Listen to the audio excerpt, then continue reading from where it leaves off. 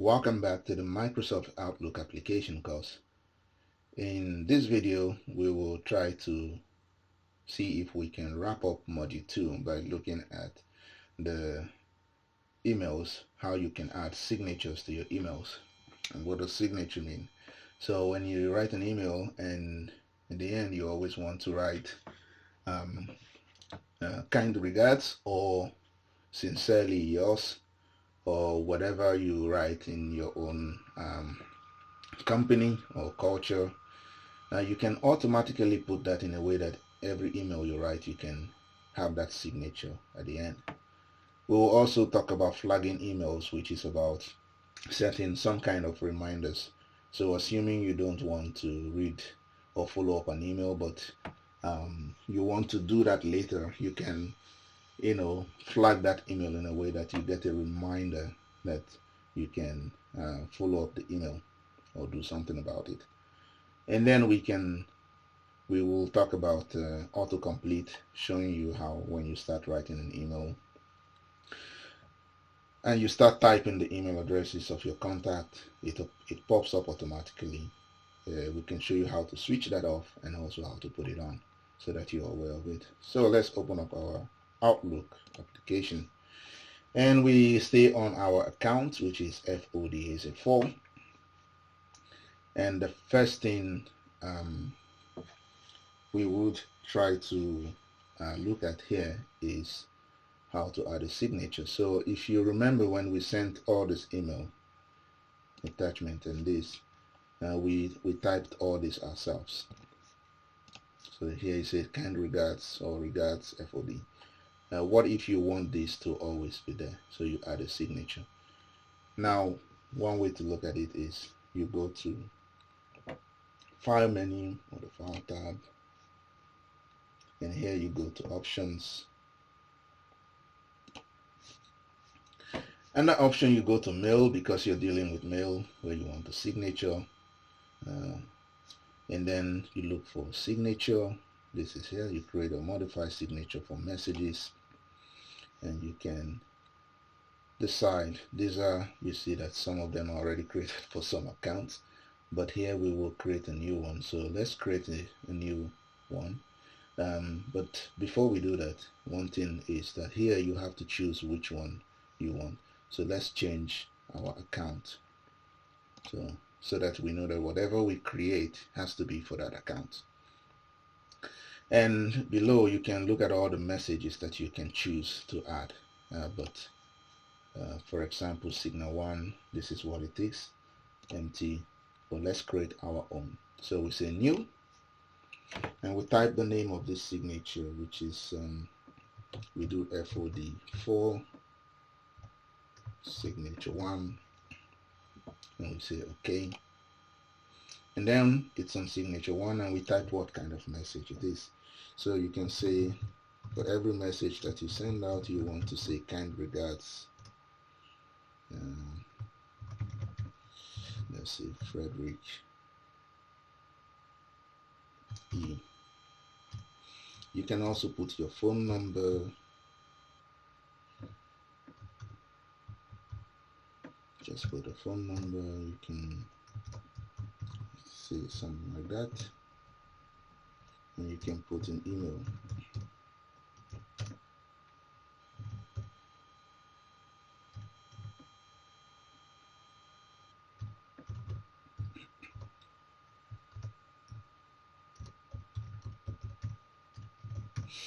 And then you can say save. Let's save it. So we save it, but before we do that, go out of this, we have to make sure we apply it to new messages. So we select that this is the signature we want, which means every time we send a message from this our account FOD4, it will always attach the FOD signature 1 with this message below it at the end of the message. For new messages, you can also apply it to replies and forward. So for example, I can say also apply it when I do a reply or forward, and then I can say okay. You can change the fonts and everything you want. So basically you can do this, make it bold, If you want, you can italize this, italize that. You save each time you make a change, and you say OK. When you do that, you also say OK. So let's send a new message. So we go to new email, and let's send to FOD1, but also let's send to ourselves.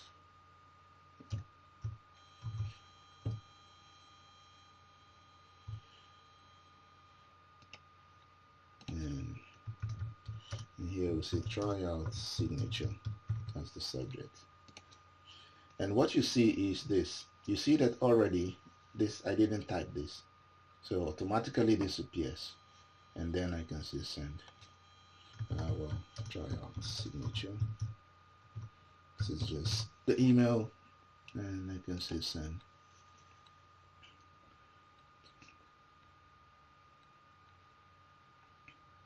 And then if you wait for the email, now new email on red should increase by 1 here and up to 2 there.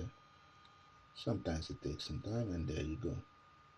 And if I look at what I sent to myself, I can see that here.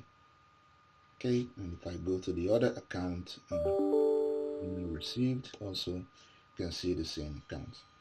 So basically this is how you can add your signature. Wow, this is nice. So the next thing we will look at before we go to the test subject is how do you flag a message? So assuming I receive a message, so let's say I got a message from, let's say the one I got from FO1 here, and I don't want to reply to this message, but I want to get a reminder at some point that I should attend to this message. I should then flag the message. What you can do is, this is the flag point, but first select the message and you go to flag.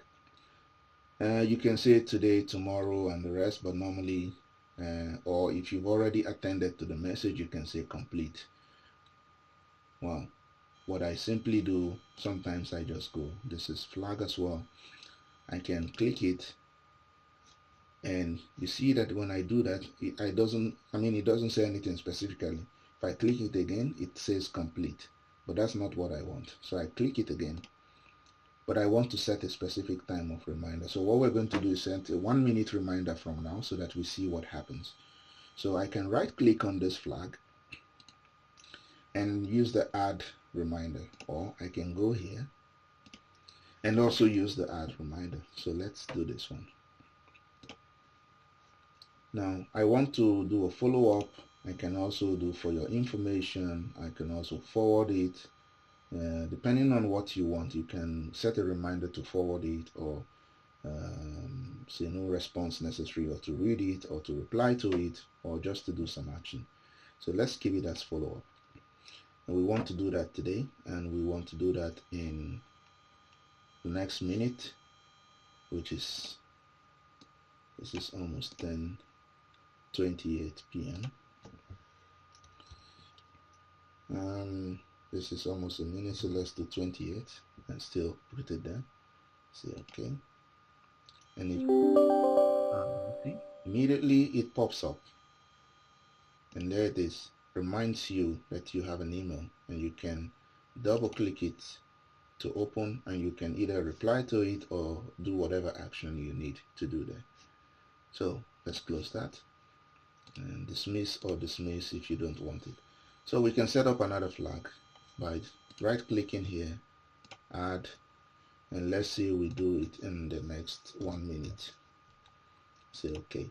So we set it ahead, and we should get a reminder when it's 10:29. That is exactly what we set for today, just so that you see how that works. And there it is, it's 10:29. So this is how you use flagging.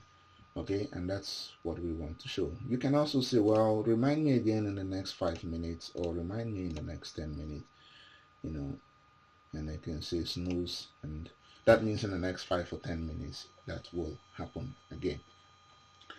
Good. So the final thing we will look at in this video is autocomplete or autofill. So remember, whenever I want to send a message, let's try to send a new message. So here I do new message, and when I try to type the email addresses, it suggests a number of addresses that I have already that matches. So I can choose this. But sometimes you might not have this option coming and you don't know why. So autofill is what really happens. So let's close this.